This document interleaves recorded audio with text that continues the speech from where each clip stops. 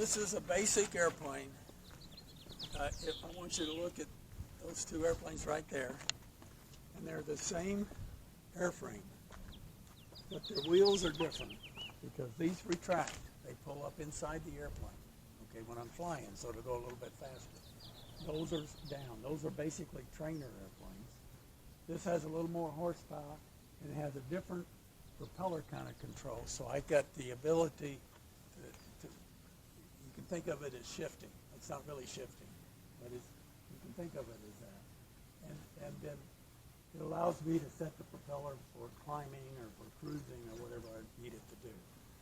Now, on the wing, you have some surfaces. Come over here, I'll show you. The way an airplane turns, you ride bicycles? India. Okay. When you ride the bicycle and you want to turn, you lean over, right? Well, when the airplane wants to turn, it leans over. So don't get excited when the airplane goes like this. It's just turning. It's like you turning on a bike. To make it turn, I use these controls, up and down, okay? So it's like this. This wing's going to go down, and it's going to tilt the airplane. These are called flaps. This is called an aileron. These are called flaps. Hi.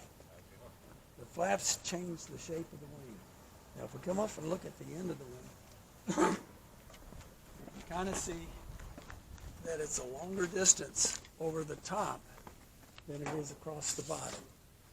What that is, it's something in science. I don't know if you've studied a lot of science and stuff like that, but if you're interested in this, it's a good thing to get some physics, science like that. Not like become a physicist and really get in the hard stuff, but just the ideas of it. And that means that the air pressure is less on top than it is down here because the air has to go further, so it thins it out. Okay, so when that happens, that creates the lift. That's what holds the airplane up, is that shape of the wing. Okay. Now, when this flap goes down, that curve gets bigger. Think of it as being down here. All of a sudden, it got a lot bigger. So that when I come in the land or something like that, I can put the flap down, and it changes the lift on the airplane. It makes it, I'm able to come in slower and still maintain my altitude and everything by doing that. This in the back, this goes up and down. This is with the wheel, the yoke, we call it.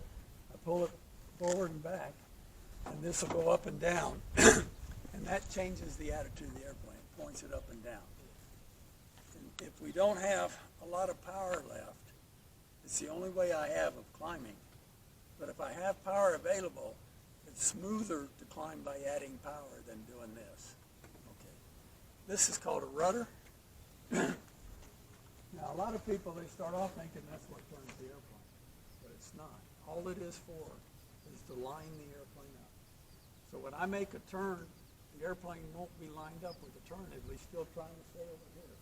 So I'm making my turn, and I can line it up with this so it all goes smoothly through the turn, and I'm staying in line with it. Now, come around here. We have lights all over it. It's like a boat. In fact, it's the same lights. If you ever got on a boat, they have a red one and a green one. The green one's on the right side, and the red one's on the left side. Same thing here. We have a running light up there. We have antennas for the various radios and navigation. We have a little antenna down here for if there was ever, it's a locator, if they ever have to try and find them. They can locate you with that. Called an ELT, but that's more than you need to know right now.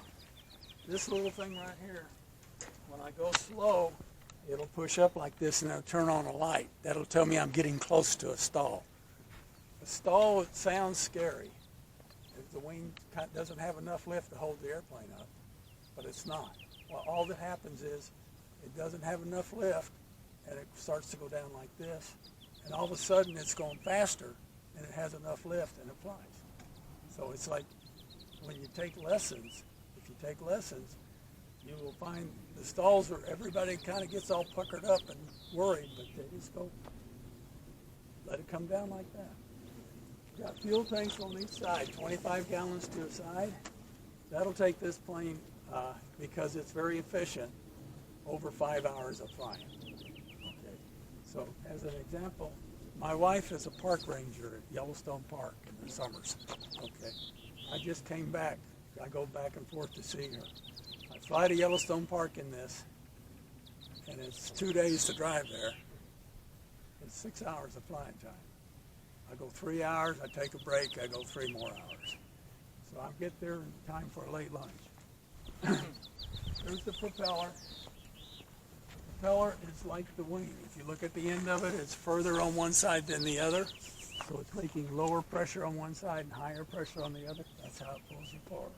The angle of this is set on those airplanes, one angle. Can't change it. It's just solid one piece. On this plane, it pivots. So it's got a little round thing in here, and it has hydraulic. The oil that we use to lubricate the engine runs through lines to here, and the oil pressure is what holds it at an angle. This is where I check the oil, which I've already done. I've done what we call it the walk-around pre-flight, where we walk around the airplane. This side is like the other one, got the fuel tank. We've got 34 gallons. We're going to burn probably 8 or 9 while we're flying, so we got plenty of fuel. Okay? All right. Any questions about it? Back in about 15, 20 minutes. I think. Make sure I got all this. Now, this is not big. It's not like a car. If you know what an old Volkswagen is?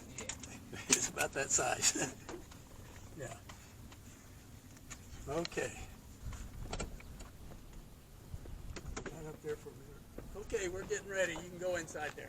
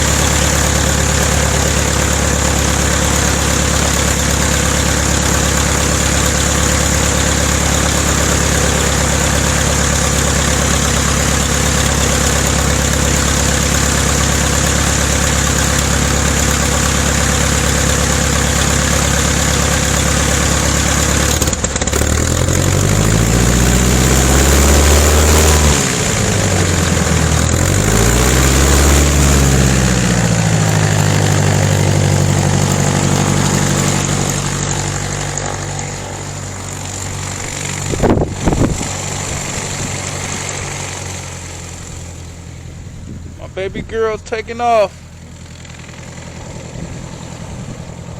Beautiful moment. I love it. These are the best moments.